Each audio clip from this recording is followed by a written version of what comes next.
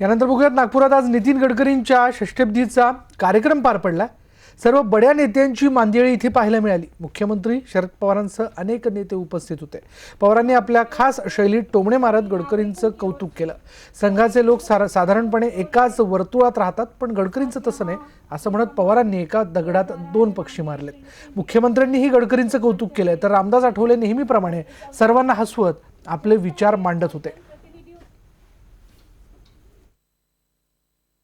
आदरणीय पंतप्रधान मोदीजींच्या कॅबिनेटमध्ये सगळ्यात जास्त या देशामध्ये ज्या मंत्र्याला सगळे राज्य बोलवतात आणि ज्या मंत्र्याकडे सगळे राज्य आणि मुख्यमंत्री गेल्यानंतर अक्षरशः त्या ठिकाणी पूर्णपणे संतुष्ट होऊन येतात, अशा प्रकारचे नेते म्हणजे माननीय नितीनजी आहेत, द मोस्ट परफॉर्मिंग मिनिस्टर।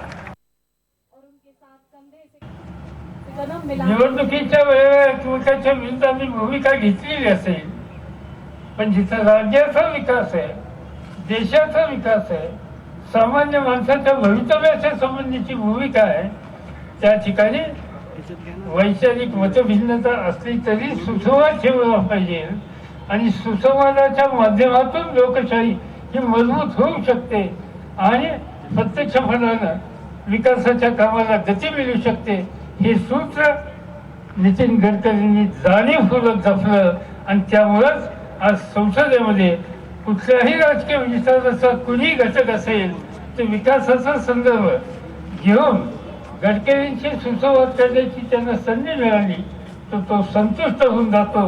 ही मोलाची कामगिरी आणि हा एक वेगळ्या प्रकारचा बदल हा त्यांनी करून दाखवला, याचा मला मनापासून आनंद आहे।